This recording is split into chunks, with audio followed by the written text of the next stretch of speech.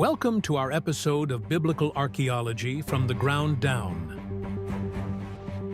Sponsored by Bible Interact and hosted by Dr. George Sparks. Now let's explore the field of archaeology in today's episode. My name is Dr. Sparks, and I have with me Dr. David Graves and also Dr. Randall Price, our special guest today.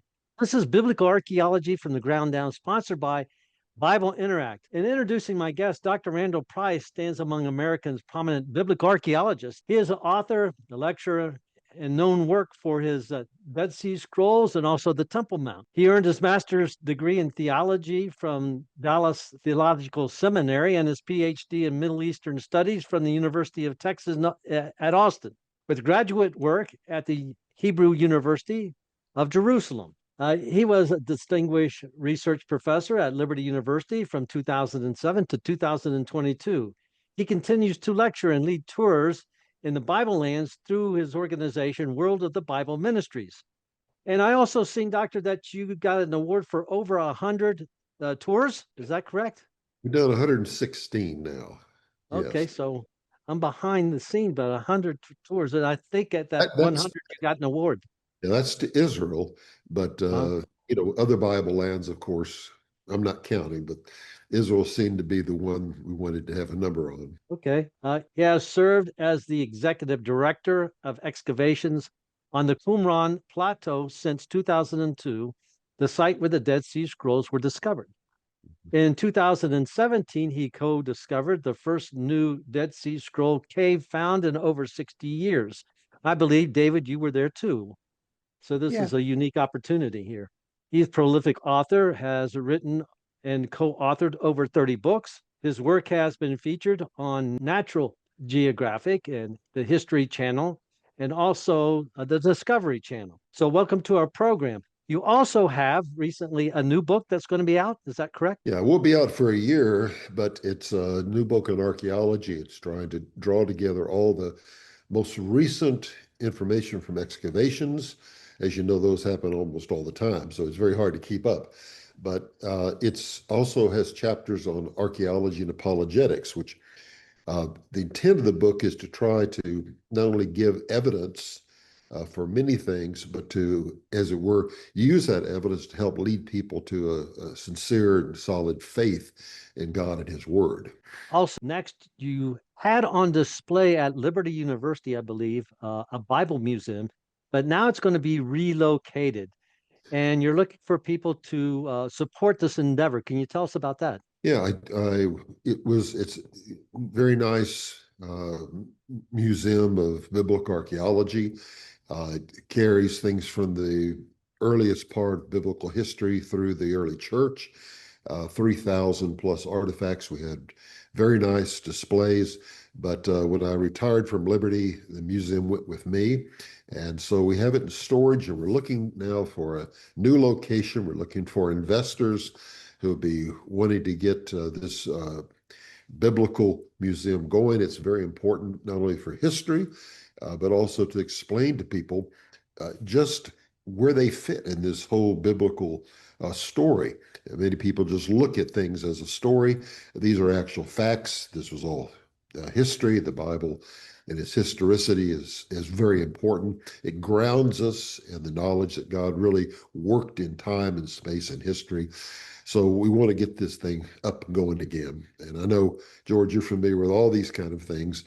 You know how important it is to have some kind of a statement in a community, in accessible things, particularly from Israel. The majority of our artifacts are from Israel. We have things from Egypt and Jordan and Turkey and Greece and Rome and all of those other sites. So anyone interested in that kind of information, my email is wbmrandl@hotmail.com. I got one of those old Hotmail accounts, but I can send you, anyone interested, a Google Drive link that has all the information, a catalog of all the artifacts, videos, explanation, appraisals, everything like that. All right. Now I've seen the collection online, and it's pretty extensive. So I do encourage those that are interested to check this out and support this ministry, and so they can relocate this museum. That kind of stuff is very well needed. It brings factuality to the biblical narrative. Also, I'd like to say that years and years ago, it's been over 20 years, I picked up a book, The Stones Cry Out, and it got me interested in archaeology. That was written by you, and that was one of the first books I read on archaeology. And the second one was about the Dead Sea Scrolls. And today you're going to be with us. You're going to talk about the Dead Sea Scrolls or your excavation at Qumran. But before you do that, before you wrote that book, what got you interested in archaeology? And also, what brought your interest in the Dead Sea Scrolls? Well, first, my interest primarily is in biblical studies. And so I went to seminary to prepare myself for ministry.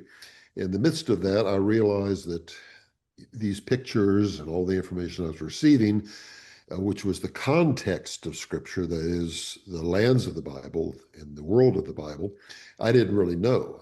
I was going to be speaking about a place the rest of my life I'd never seen. So when I finished my seminary work, my wife and I, we'd worked behind the scenes to save funds, and we just moved to Israel. And I went to Hebrew University, taking a lot of the Semitic languages, taking modern Hebrew, taking archaeology. In fact, my focus there was archaeology, and traveling around. And that really got me interested. I said, I need to show other people what I've seen. It really has changed my whole perspective of things. That enabled me when I came back and started in ministry to do this. And that led me to doing articles and then ultimately to writing books, which took me back constantly to the land. That's why I went and had pursued a PhD, because I felt like I needed credentials to be able to speak to certain audiences. Well, at University of Texas, also focused in archaeology. They didn't have a PhD program in archaeology, so they gave me a degree in Middle Eastern studies, but my focus was archaeology.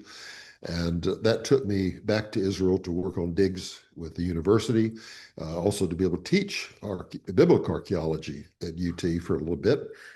And so the more I got into the land, the more I realized we've got to reach out. I created World of the Bible Ministries to bring the world of the Bible to the word of the church, because I felt people, for all the content they had, didn't have a proper context. And your interpretation is only as good as understanding that original context. So that was part of it. What happened then was, while I was in the land, had different things going on. I'd worked on different excavations, but Qumran was for a week having a drilling to look for a paleo chamber. Things were happening, and I became a part of that. And as a result of that, because of my credentials, they asked me to pick up that work and continue. And I wanted to do it in more of an archaeological way. They were more or less treasure hunting, and I would be serious about it. And we started excavation squares, and really it ended up with me directing this excavation the next 10 years. And is what I'm told, I'm the last archaeologist at Qumran, although they're going to be excavating south of Qumran shortly. That's the civil administration for Judea and Samaria. It's a new effort, but it's not on the plateau, not in the actual area of the community. And as far as I know, I'm only the only evangelical Christian archaeologist to do that. DeVoe and others were Dominican Catholic, but I'm the only evangelical to have that opportunity. So that, and then the caves, which we'll talk about today as well, were unique opportunities. And I just, God led one from one to the other. And as anybody knows, if you get invested in some site in archaeology, it's pretty much a lifelong endeavor. Just the work of excavating, doing the final report, continuing to deal with that field and being the expert in that area to write. So it pretty much is, you get one site and you live with it for then on. Yeah, I've spent 15 seasons, as you know, at Tel El Hammam in Jordan. So you get attached to it, and you just keep coming back. And then my steam ran out, of course, at K53 when so that was the last time that I was able to really do one of the caves. But really looking forward to your presentation, because I believe you dug at another cave that I didn't work at, but love to hear about that one.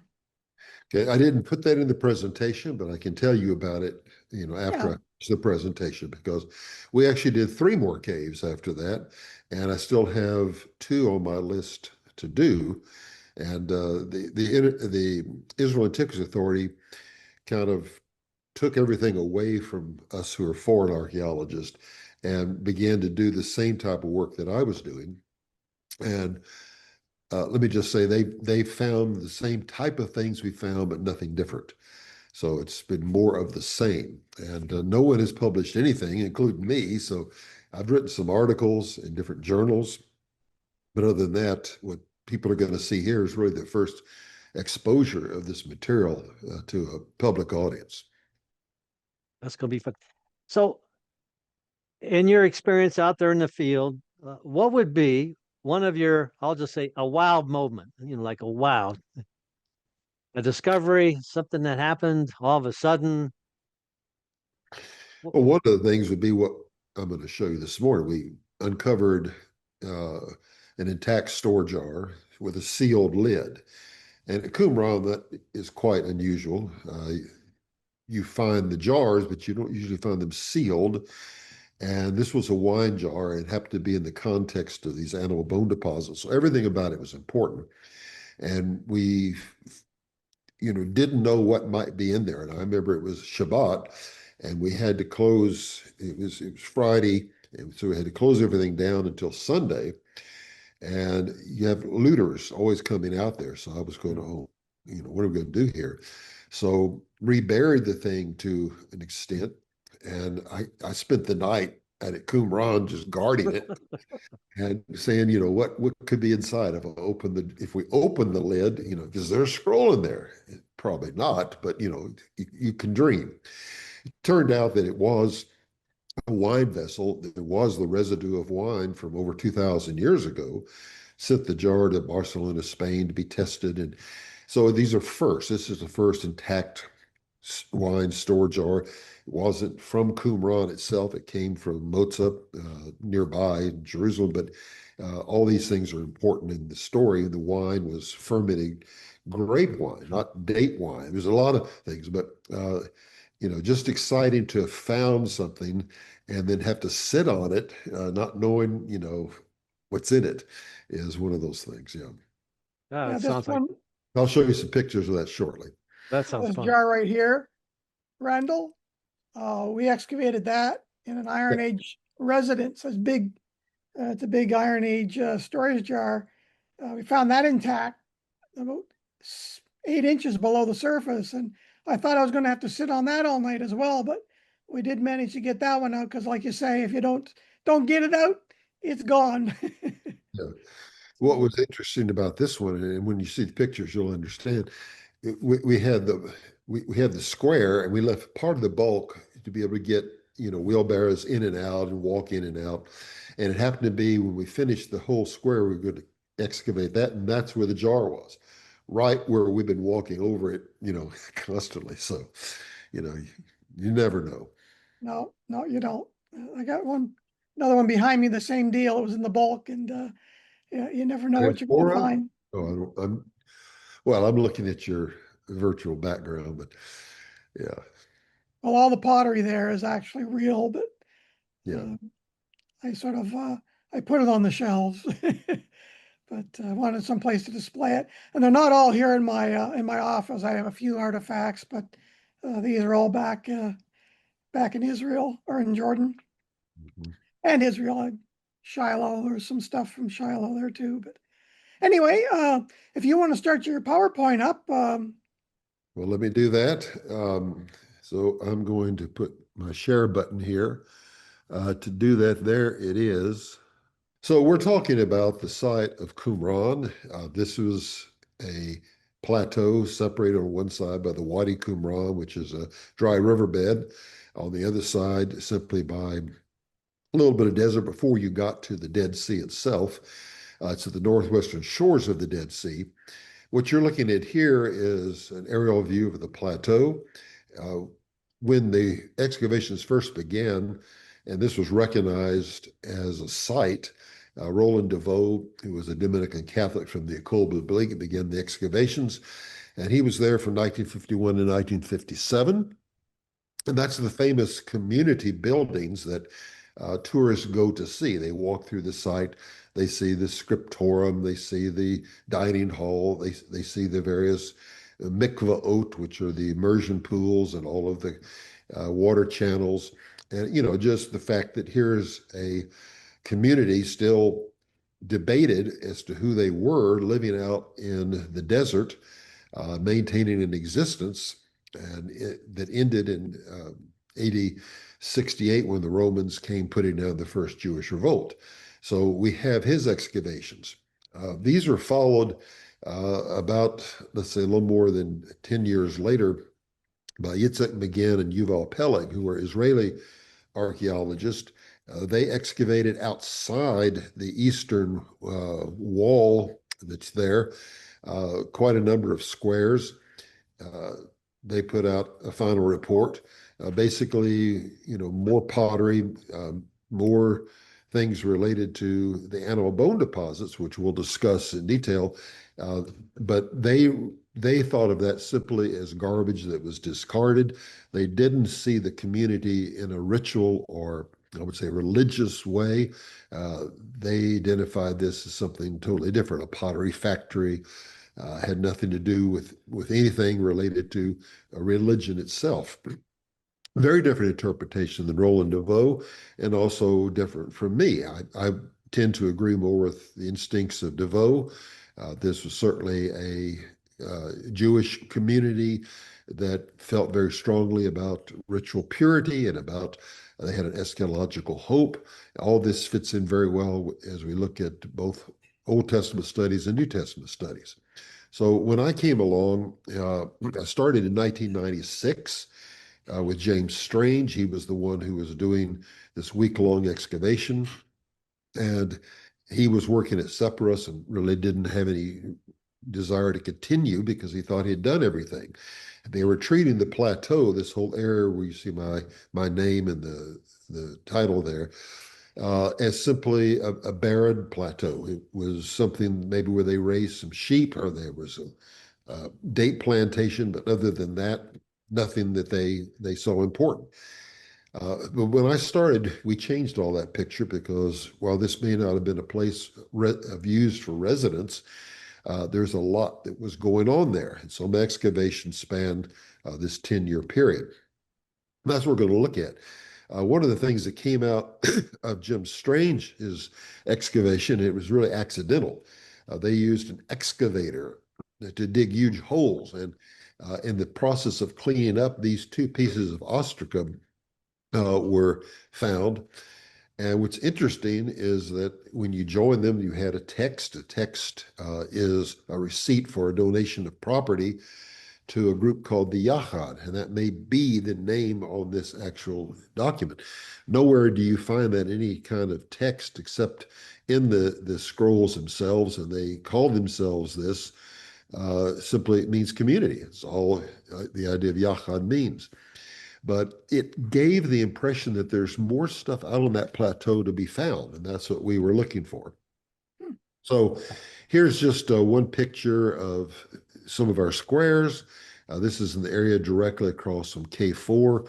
We really did do the whole of the plateau and then extended outside the eastern wall.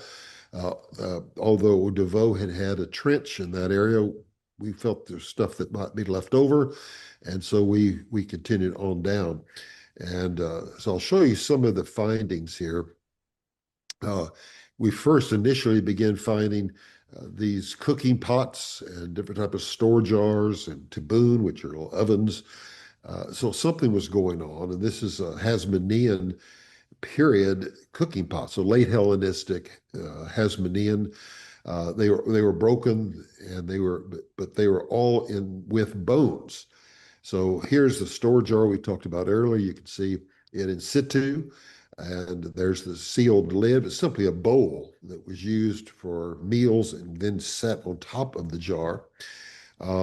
Here I am holding the jar, and now this is the first look inside. So this residue that's inside was tested, fermented grape wine. It was stored there. That's quite unusual, again, because you have date plantations all in the area, and you'd expect date wine because grapes weren't raised by them. They may have been raised somewhere in the Jordan Valley, but this fits more with the idea of the kind of wine either priest would use or that would be used in relationship to some kind of ceremonial meal. And that's what we want to talk about. Another find that was there is this oil lamp. This is the Qumran style oil lamp. This gentleman here, he had come to work on the dig. It was his first day. We start at 4:30 in the morning, so he was already hadn't even been breakfast yet. He was saying, "Well, this work is too hard for me. I didn't know it would be this difficult. I'm going to go ahead and change my ticket and go on home." And I just prayed. I said, "Lord, give this guy something to encourage him." And in the next minute, he pulled out this oil lamp. Well, there never had been an intact Qumran style oil lamp found. There was, as I'll show you later, one of these were found in Cave 1, and then you'll see there was a fragment or two that were found, but this is the first intact one, and then we found another one in the caves ourselves. So it's a very unusual. It was made at Qumran. It's their style. It fits that Hellenistic style of elongated spout, but he stayed on another 3 weeks. Let's put it that way. He was encouraged by what he found. So here's the idea of the animal bone deposits. You have this cooking pot, you have remains of bones, and you see ash in there as well. And so, if you don't think through this, the interpretation is, well, this is just a garbage dump, and they're taking the remains of meals and throwing them out. But Randall, yes, just to let the audience know, we did a podcast on Shiloh, where yeah, they just discovered, they call these favisa, the sacred bone deposits. They found about 5 gold pieces in their favisa at Shiloh. So you never know what they're going to find. And so just for the audience to remember that it's called a favisa, and we got a podcast on that if they want to check it out. There's a little difference at Qumran because what we found was the entire plateau, almost a divided line down the middle, but the whole entire eastern side is covered with these bone deposits. And they're not the usual thing. So as we move on, I'll explain why. They do fit the idea of a favisa, the fact that this, because of ritual purity laws and other things, you can't just discard things. There's a certain way that you do that. So it fits that pattern. And you can see me here cleaning one jar. So it's a nice store jar with bones. You look at some of these, you also have certain parts of the animal. You have always had jaws. You always had certain types of bones and all of them had butchering marks. So we could see how those were done. Here's one we did in situ. You can see animal bone deposit in the background, the store jar there is part of it. But they would take bowls and just put it on top of the bone deposits too, to cover them. Most of them are covered or inside of vessels. We have hundreds and hundreds of these. DeVoe had some, but unfortunately they separated the bones and the pottery. They treated them as separate items. They didn't really understand what they had, and those don't really exist anymore. We preserve some of these intact so that for the future, while there's no more really to be found that we know of, we have in the museum, it's supposed to be in the museum, but anyway, you can see them as they appeared when they were on the plateau. We had the bones studied. Basically, the report here is 92 or higher percent of these are young animals under 2 years of age, sheep, but also goat, gazelle, and some cow, but very little of those.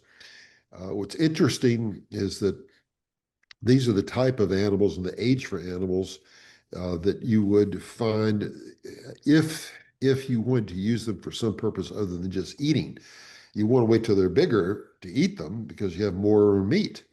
But at this age, they're less blemished if you wanted to use the skins of the animal for something.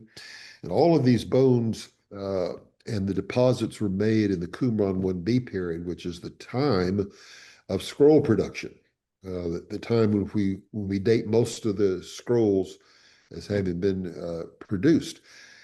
My feeling is that if you have I'll talk about this in a moment, a sacred meal, the skins of these animals being unblemished, being young, being good for the purpose of writing, could have been used. And now you have a sacred scroll and a sacred site and the sacred ceremony connected with it. Can't prove that, but DNA test of the scrolls and the bones. We, by the way, did DNA analysis of all these bones, got the ancient DNA. So we know what animals, and there's already been articles written about the species of goat that's now extinct that was raised there and all of this. But if we could do a study to compare these, and we find some of the same genetic types in the scrolls themselves, we can tie them to these animals and these bones. It's just a theory, but it would be a wonderful way to tie together for the first time scientifically the site and the scrolls, which really hasn't been done. These are the type of bowls and cups and things we found, just lots of these. And you knew that these were being used in some kind of meal in what they call the refractory, which is the dining hall.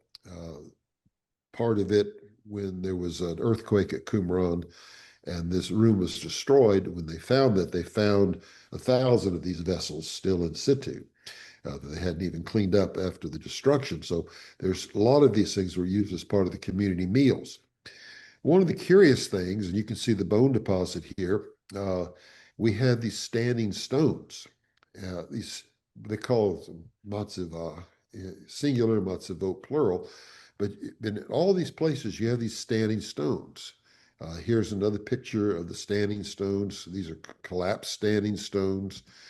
There are larger standing stones too, like these here.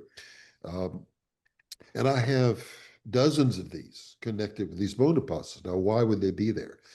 I wrote an article called The Mysterious Matzivot of Qumran. It's in the Qumran Chronicle journal. Hoping that I get some peer review and someone would kind of give me their thoughts on this, because this could simply be a marker for where these bone deposits were put so that, they wouldn't be violated or something else. I don't know. So if this audience, anybody has some ideas, I'd be glad to hear them, because I need to publish on this, and no one really has given me any thought. Did you, David, found anything like this in the Favisa at Shiloh?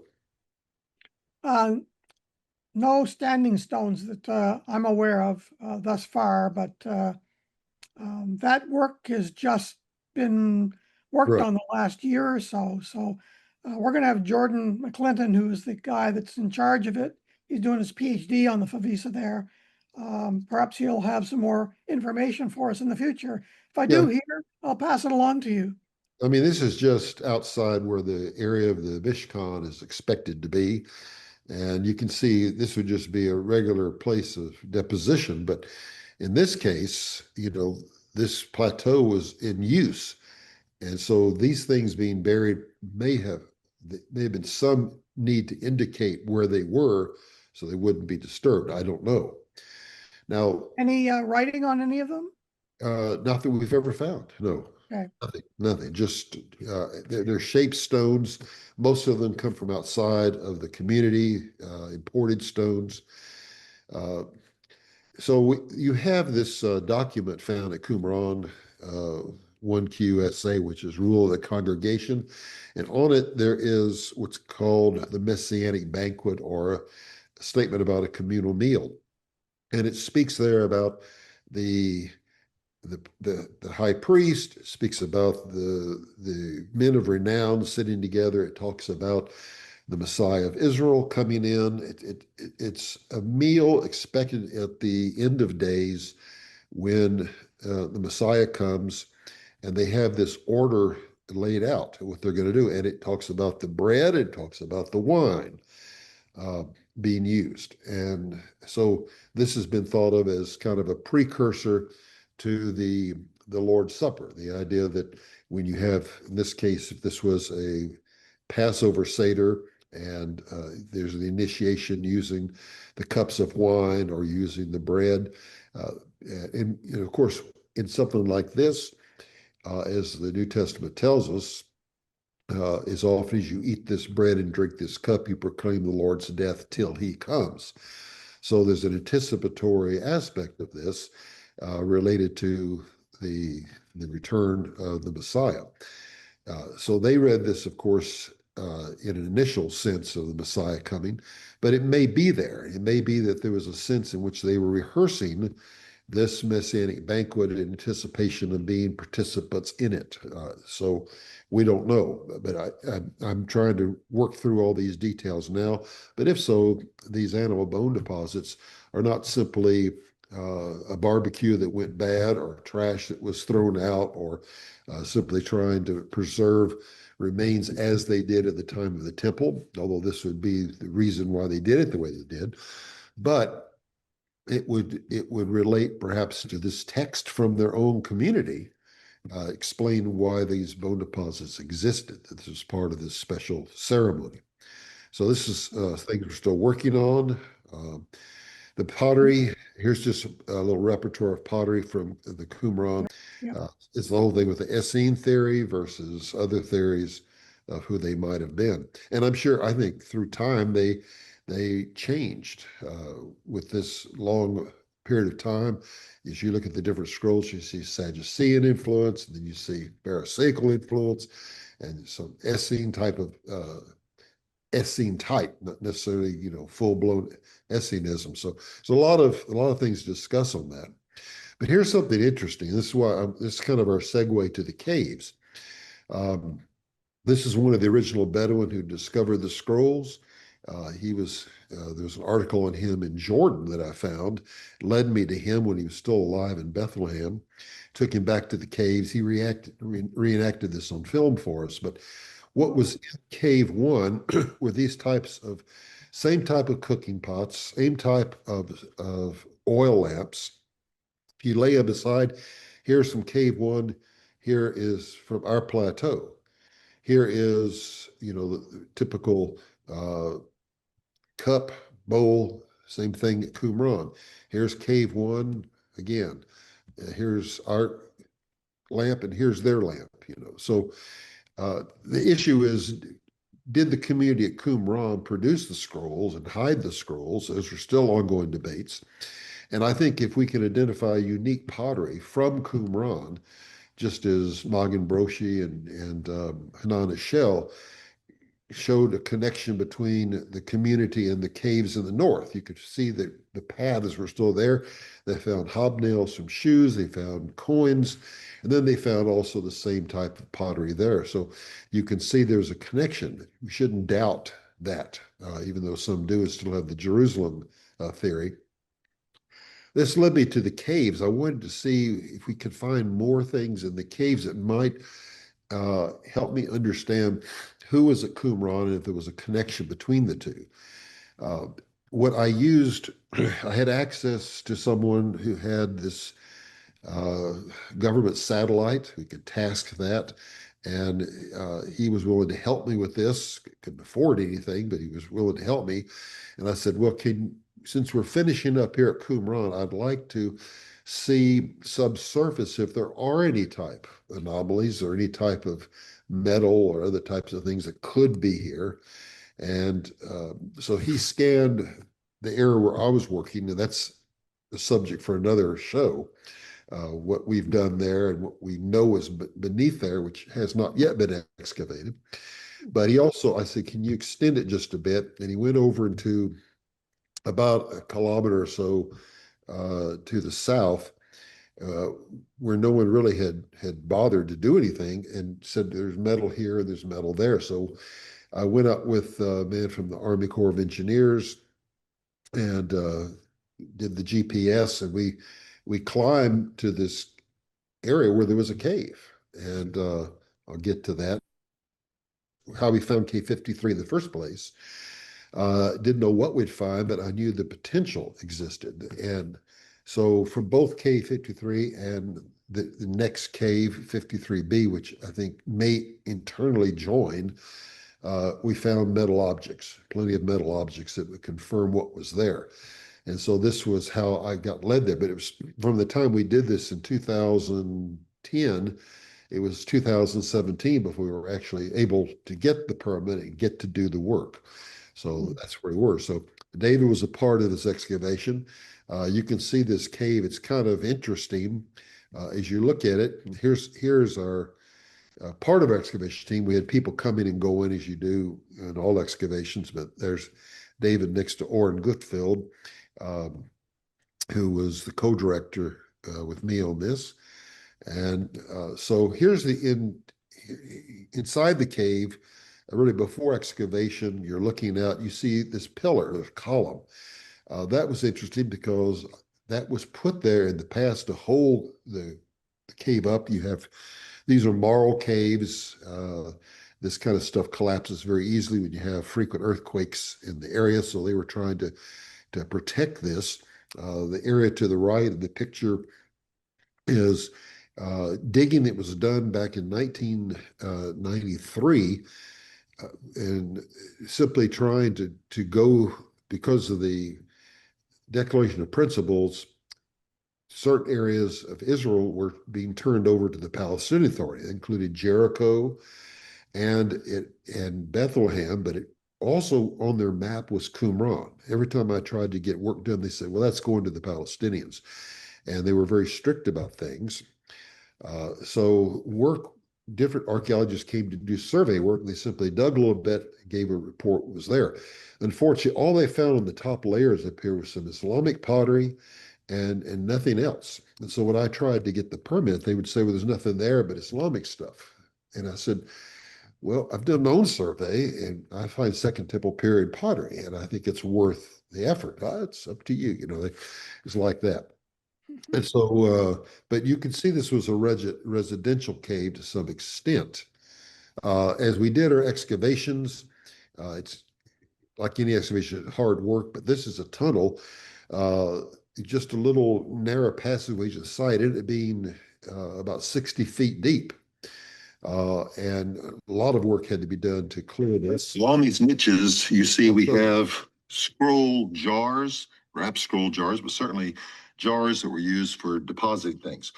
When these jars were put in, there's one here, and there's another one over here. We found these here. There were rocks blocking this, which means they were sealed intentionally. They were trying to hide these things.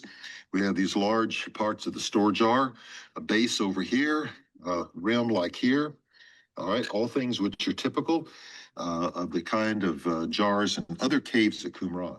So what we were looking at there was inside this tunnel, and along the side were niches that were cut, and store jars had been placed in there. Now, because of earthquake activity, these were crushed.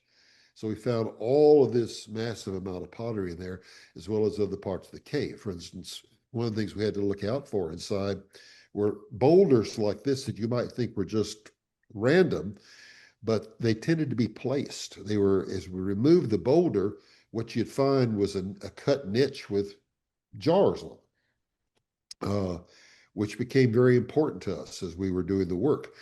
You just get tons of this pottery out of here, and I think we have 7 to 8 store jars that are Qumran type that were put in here.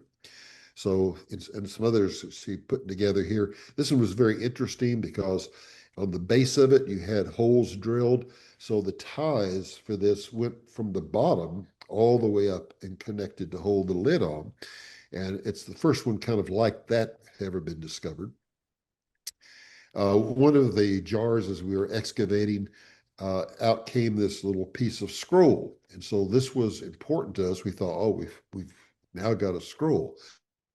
This is what it looked like, and it's exciting, but you can tell from it, it's just a little bit different. When it was cleaned and photographed, there didn't seem to be any type of writing on it. We've looked at it in some particular areas right here, and think we see some writing that could have the word poor on it in Hebrew, but it's still not determined.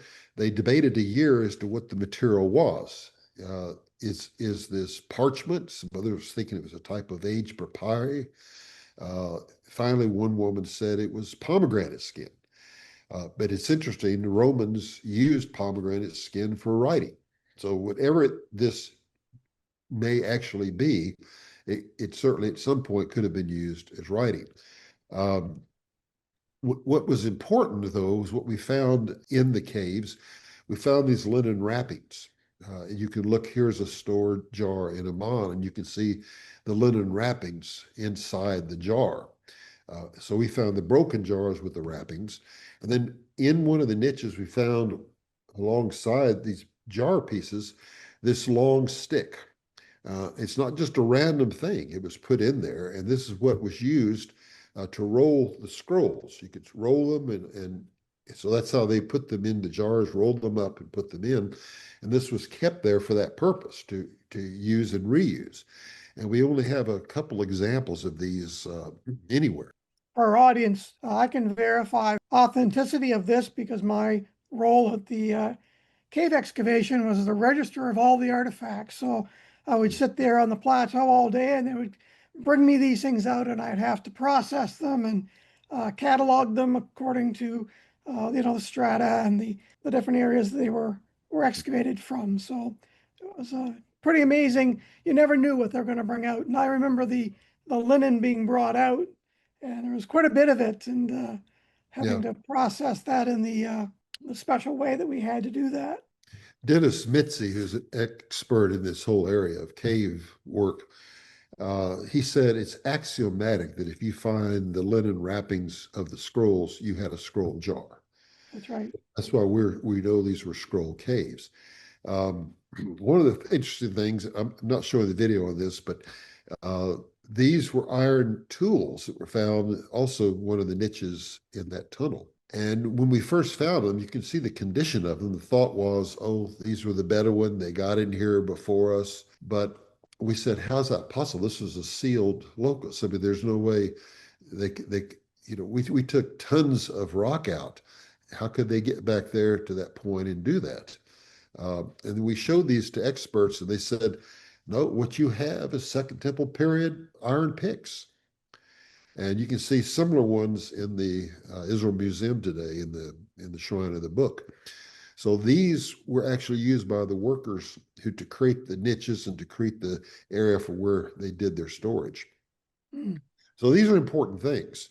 At the end, I'll show you some other finds. I was dealing right here with our Second Temple period in Qumran, but David processed quite a lot of finds from the Chalcolithic, bronze, other things that we found that were very, very unique things, and even earlier than that, the Neolithic. But here is the cave, David, the next year.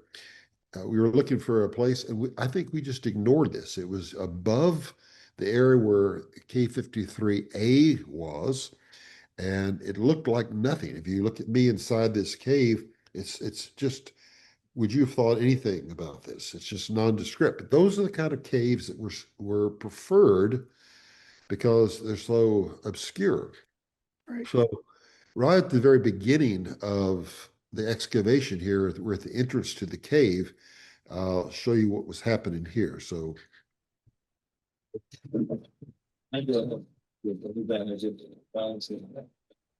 so I find pretty I don't know. I've always had 2-point solid. Great. It's probably late Hellenistic stuff. it is late Hellenistic, yeah. Well, it tested. It's just there. Handle would have been here. Might still be a handle. You could look. So, okay. So as I said, here's the oil lamp we just found compared to Cave 1 and then to our Qumran Plateau. And really, you can look at all the excavation reports, very little has been found. These are very rare examples of this style of lamp.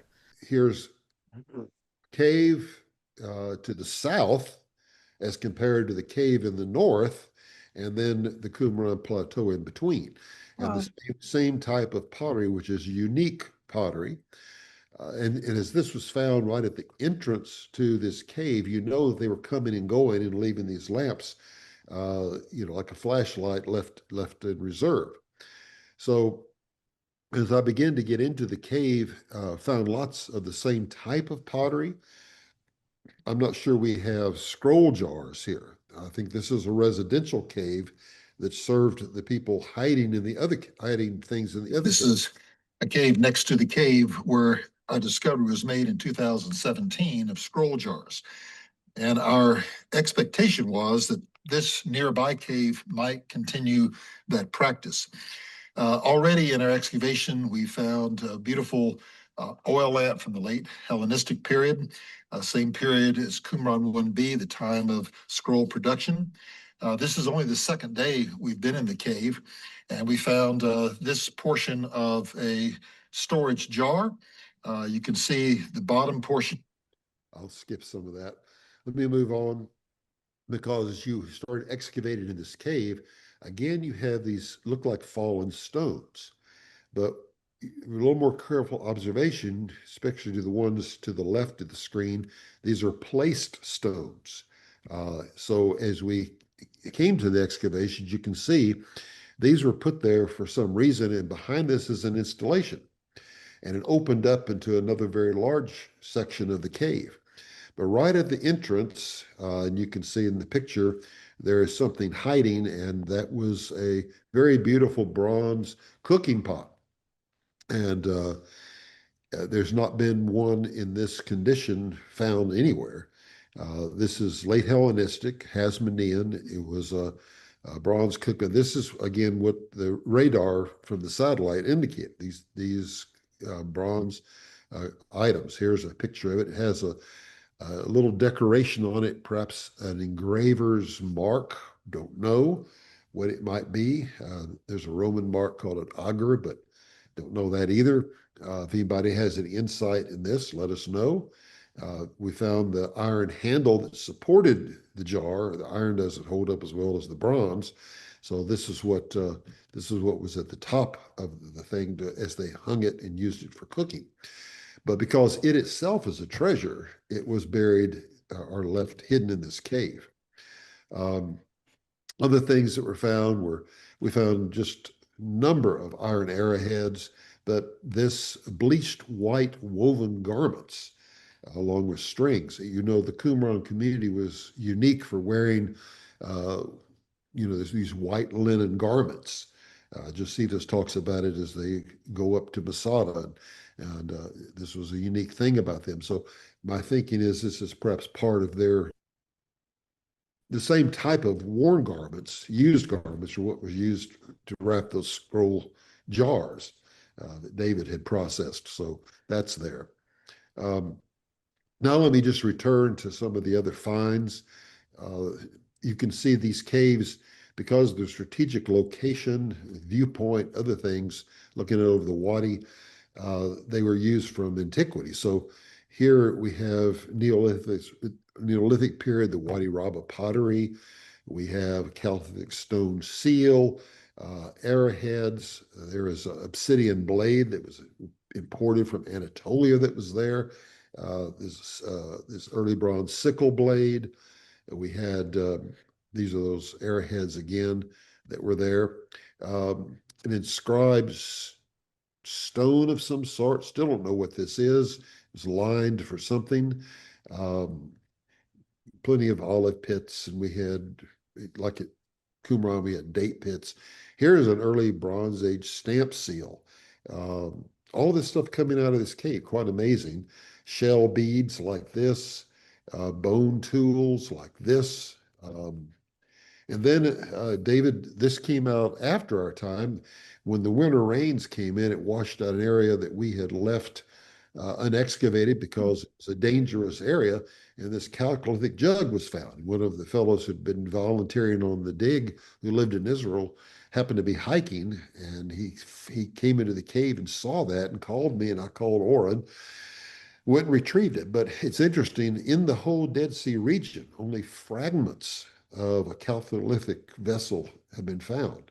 And we found an intact chalcolithic jug sitting in this cave. So quite amazing finds there. Okay, there's another picture of it, situ.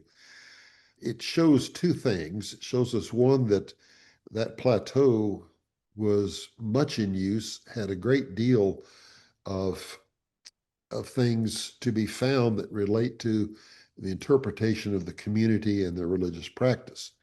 The other thing is that the caves indicate there's still much more to be found. I think it depends on how we excavate. One of the caves that I didn't show you, but we found, and it hasn't been excavated yet, we found in it pottery, but it was Iron Age pottery. And one of the jar handles has a little, looks like a cross on it. And as I researched that, there's other ones like this. It's the word truma, which is a word that it relates to a grain offering. And it's very curious, what's this stuff doing in a cave south of Qumran? So your heart hopes that maybe in there that you could find some kind of document. Stuff like that has been found, but it was sold on the black market. Nothing's been found in situ from the biblical period. So that's something that's on my to-do list. And then there's a couple of others, another cave where we found a little packet, looks like phylacteries and things like that. So again, has been excavated. I think there's wealth of more information to be had. So yeah, they have done a little bit of work down in near Engedi. I think they found a cave of the skull. I think they went back into and did some more work there and found some minor prophets fragments. yeah, all of that is not related to Qumran, though. It's 100 and something years later in the time of the second revolt. That's right. So, and those were written in Greek. So some different things, certainly down in Nahal Hever and in this whole area in the wadis back behind there are caves, plenty of caves. I mean, and so they're hiding from the Romans. These are residential caves, so you're going to find more stuff in them. The hiding caves at Qumran, as we get a sense for it, they picked the most obscure things ever, like Cave 1. Who would have ever thought Cave 1 would have had all these scroll jars and produced what it did? My theory is the reason why we didn't have scroll jars intact with documents in them was because when the community was invaded in 68 AD by the Romans, trying to put down any kind of Jewish resistance, and they identified everybody as a resistor. So this obscure community sitting there, who knows what they're up to, and they just burned it. They knew they were coming. They could see them far away, but they came from the north. And as a result, they fled to the south, because we know a lot of them ended up at Masada, because we find the pottery there, we find scrolls there. We have Josephus reporting that this group was there.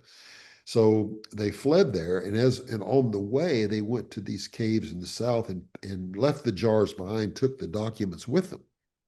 Mm-hmm. That's the way I think. Why carry a heavy jar with you? You're fleeing. But these caves are not that hard to get to.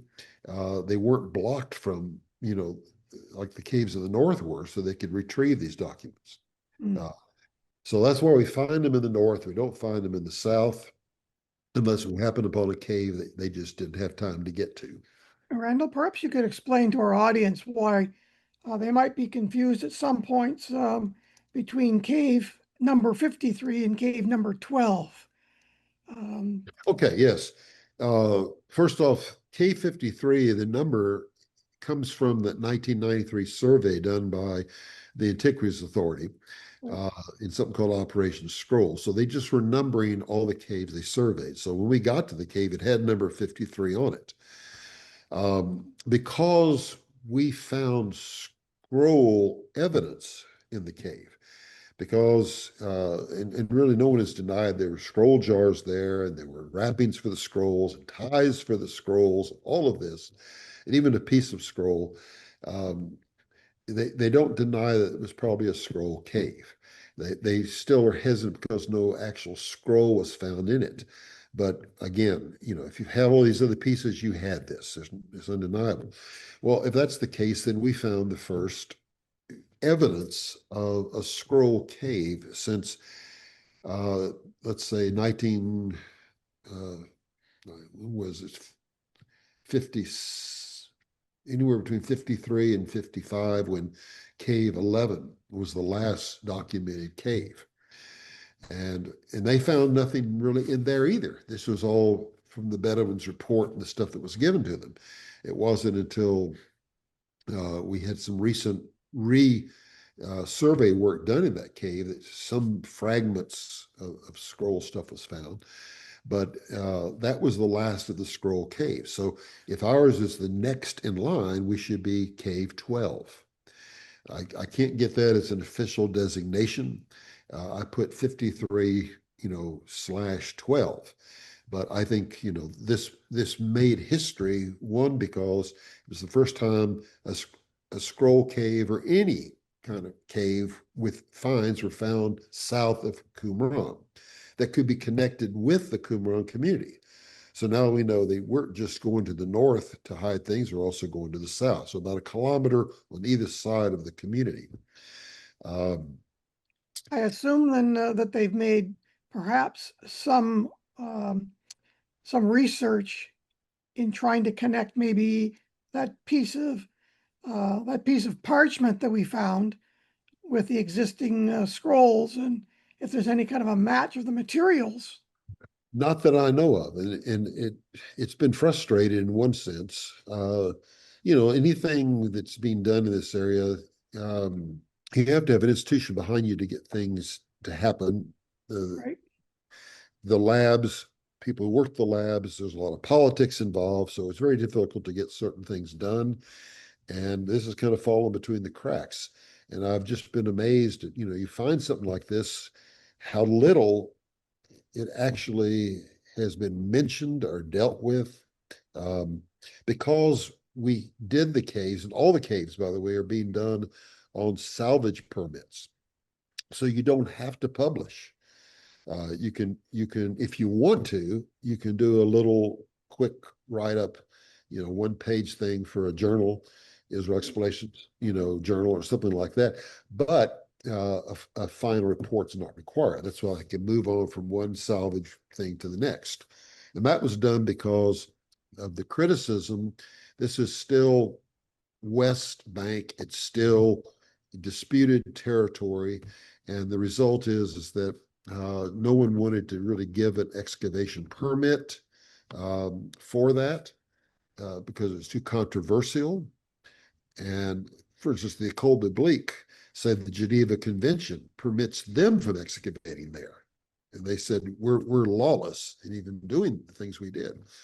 But because of the looting that's been done by Bedouin and others, stuff being sold on the black market, more and more stuff was coming out. There is a whole unit of the military that simply looks for these guys. It's called the anti-theft prevention, unit, and they scan. And the Bedouin come out at night. They take hammers. They hammer on the sides of the walls. They can hear the voids. They go in. There hasn't been one cave so far, and we've done probably 6 caves. Most were either sterile or had just already been emptied. But there's always Bedouin trash in every one of these caves. So that's perhaps you could tell the story of Joseph. Well, yeah. Yusuf or Joseph Amirah is the son of the chief of the Tamara Bedouin tribe. This is the original tribe that found the Dead Sea Scrolls. And through him, I met at least two of those who were there from, let's say, when Cave 1 was discovered and Cave 11 and other things. And I've put them all on film. I do a lot of filming to archive this stuff. It hasn't been released anywhere, but it's been done. And he worked, he lives in Beit Sahur, which is a shepherd's, we call it the house of the shepherd, but it's like Shepherd's Field, Bethlehem area. And that's right across from Herodian. So he has worked Herodian for 30 years or more. He worked with Ehud Netzer. He's worked with all the people working now. He's recently been forced to retire, and part of it's because of the war and the problem of, shall we say, Bedouin workers from an area that is conflicted. But he worked alongside us all the time at Qumran. I have some amazing stories. He told me of scrolls that were available to purchase, and I got excited. And then my Israeli colleague said, "If you do, you're finished." So I backed off, and the next year, Hanan Shell got the same document. It was a fragment of Leviticus that was being offered by a Bedouin, and he bought it for $3,000. It's at least a $3 million piece. Bought it for $3,000 and took it and walked into the Department of Antiquities and said, "Here it is. I bought this for the state of Israel." And he got blackballed. He got dismissed from his job at Bar Ilan. He got so much pressure on him that he got cancer from all the stress and died the next year. And he was going to trial for all of this. I mean, he was no good deed went unpunished. So it's good I didn't, because never got back in the country the rest of my life. But the Bedouin knew a lot of things, and he introduced us to a lot of people, and just had probably one of the most careful workers I ever had. If we found something really delicate, you called Joseph to come work on it. But I've kept up with him through the years. I saw him just back in April. But well. And he makes a really good pot of tea. Well, he would pick the stuff on the way, this Yassoon tea, which we loved. It was this yellow, beautiful tea. And, wherever you were, whatever thing he could put his teapot in, tea would be made on location. Yeah. And sometimes in places where he probably shouldn't have had that teapot, but anyway, it was there. Every day we'd have a nice cup of chai and warm us up a little bit, and pretty cool memories. I got a photo, of course, sitting at my desk looking out over the Dead Sea and the valley. It's just an incredible spot to excavate, and a real privilege to be part of it, and a lot of fun memories. To say, believe it or not, David, that was the easier of the digs. That climb up that hill, it was quite something every day. Yep. But the next caves are even further up. So right.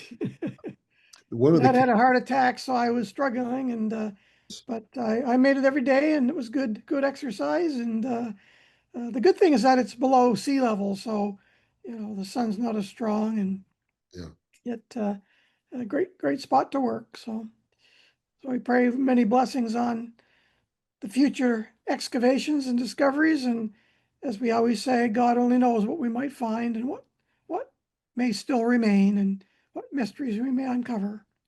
Yes. George, do you want to have any Yeah, questions? I've been writing down, and maybe you thought I was being rude, but I was actually writing down. I thought items that maybe the listening audience would ask. How large were those standing stones, which we would call masuvot? Matzevot. Well, some were about this size, but we had some that were, very large.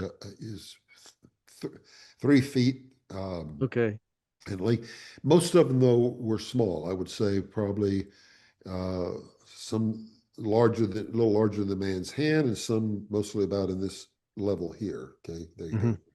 So, when you think about masuvot, you usually think something like maybe Iron Age or earlier, probably. Like up at Tel Gezer.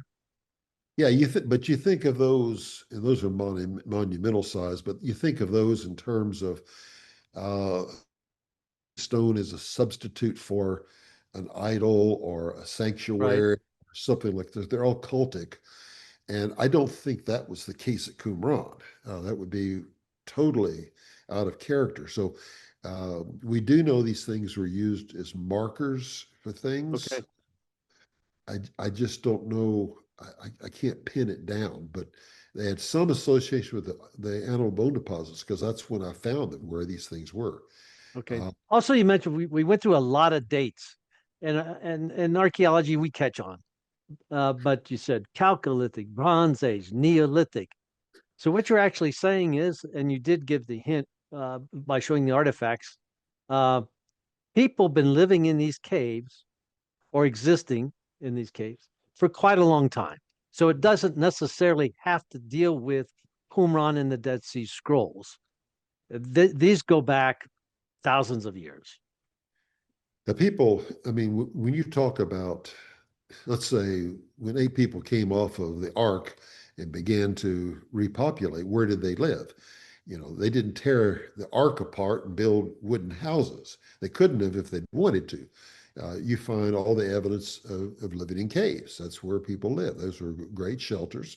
And then everything else begins to be built from mud brick or something like this. So um, caves were always utilized.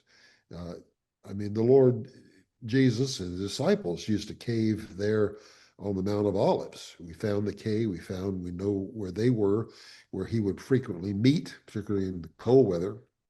And so there's evidence of that. Just caves are convenient and they have everything you need. Um, Protection, shelter, things like that. But for Qumran, it dealt primarily with hiding. Mhm. They wanted to deposit these things. The debate is still out as to why. Were they creating a library? This is their storage area. Did they do this for others in the region? Became known as good protectors uh, of important things, and were given other people's things. That's why it's such a wide variety of documents among the Dead Sea Scrolls. Or were they simply trying to say these things are retired from use and we're given a proper burial with a shroud and put away? All these theories have been discussed. Um, it- you know, they were accessible to them. It's a short walk to go retrieve these things and pick them up. And it may be that, just like we have a library, we drive to it and get the books, bring them back. They did a similar thing. And Uh, it could also be, not and or, but both. yes, right. Both was a sacred deposit as well as a convenient spot where, they knew of because they'd been there so many times to go and hide from the Romans. So, um, both could be true at the same time. George, I see you've got a Qumran jar lid there. Well, you know what? That's rumor control, right? Because we're going to use another word for the listening audience, in situ. Yeah. So when it comes from the antiquity market, or let's say an associate or a friend gives it to you, it's not found in situ. In the good part about finding it at its location of origin, like you showed a picture of the man pulling the oil lamp from debris. It looked like it was Me, from in it situ. was me pulling it, but anyway, yeah, What's that? that was me pulling it out. Oh, I just saw like a hand, I was just Yeah, fascinated because you mentioned once again the uniqueness in the time period of that lamp being Hellenistic or Hasmonean. from the But style. anyway, let's okay. The But style, this, anyway, so there's a rumor about this. Actually, it was given to me. That's all. And this goes back. It has a little history, and it's going to be fun. All right. So you mentioned Revolt, the original Ronald Revolt is like a French name, Roland DeVoe. Roland Roland DeVoe. DeVoe. Here, Roland And DeVoe. the first, what is he? The excavator between in the 1950s. And the rumor was that this was from one of the caves, and it's a lamp lid, a small amphora lid, and it was taken off. And I don't know if you can see it, but it's burnt on the side. So it was used as a lamp.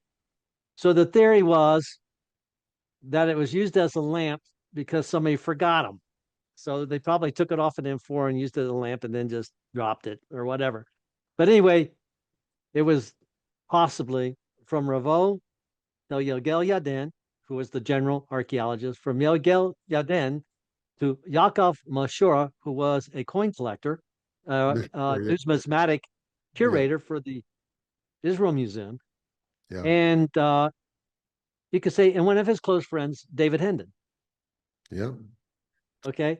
And David, I was over at David's Hendon's house. It's called goes, chain of custody. Huh? It's called chain of custody. Okay, then now I got a word for it.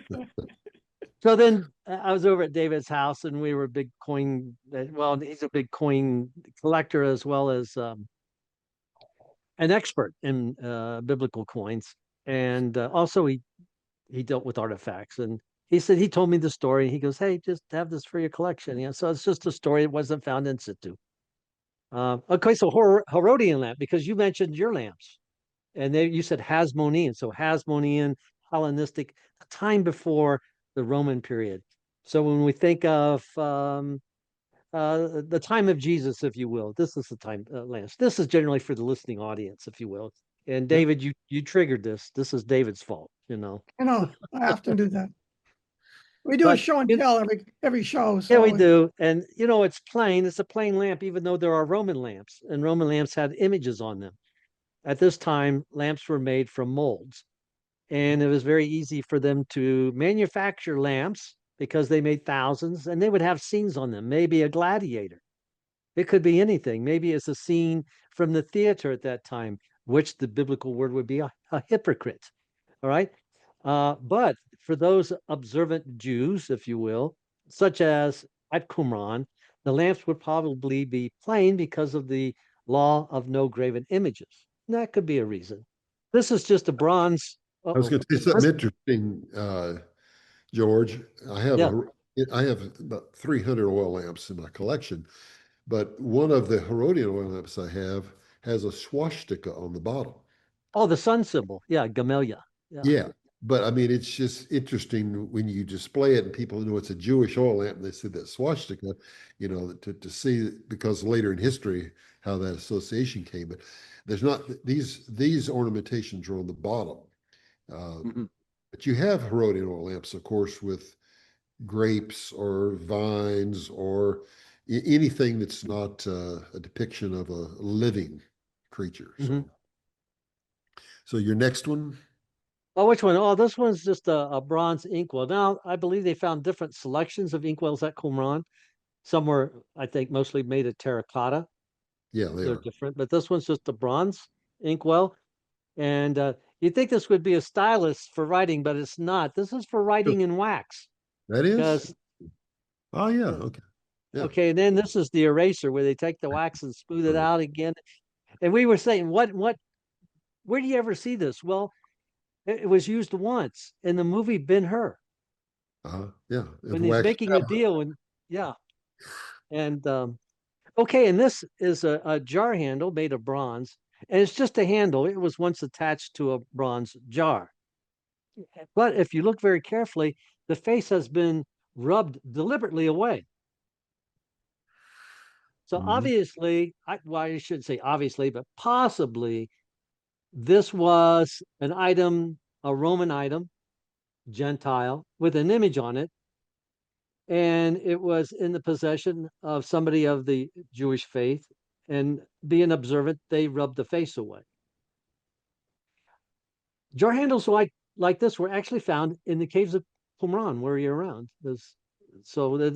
I think it's from, I don't think it's Qumran. It might have been from what we call the Bar Kokhba period. It's the second Jewish revolt. That makes more sense, yeah. So these are the items that we have right here. And then we have just a selection of coins. This is actually a second Jewish revolt coin. You can't see it all. We'll put a picture up there later on. This is a tetradrachma of the temple on the tetradrachma. And then this is a half shekel from the first Jewish revolt. And on one side, it has a chalice, and on the other side, it has the pomegranate. You know what year? This one's year 2. Year 2? Okay. Yeah. Year 5. Come on, year 5. it'd be like that 3,000, that $3 million chunk of scroll, Yeah. But When you're anyway, gonna when are you retiring, George? That's tough. yeah. That's year Here's 5. year 5. Yeah, I got a selection of them in the back. I got 3 or 4 of them. But anyway, Great. Speaking of which, did we find we found other pieces of fabric in K53. I remember recording some of those pieces. Yeah, I have plenty of pictures of those. I just didn't know our time frame. So Sure. yeah, we found a lot of different fabric, pretty much the same, but we found some was a little different. We also found a lot of pieces of what I would call papyri. It's a parchment, blank stuff. So Yeah. we have all that. I've looked at it, photographed it, haven't written anything up about it because there's not much to say at this point. Right. That will be, it'll, as Oren told me, publication will fall to me when we do that. So I'm still working on the Qumran Plateau since we finished in 2012. So this is one of the problems with archaeology. It takes a long time to sometimes get reports released because you have other responsibilities. There's financial obligations. For me, I've moved around a lot, and now all my stuff is in storage, and I can't even get to my data. So, but we're working toward it.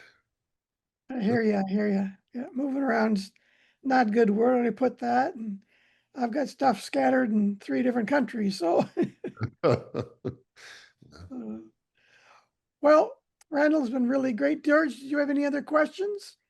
no, that's it. Just a reminder that you do have a book coming out. What is it? It's not the second volume. It's a whole.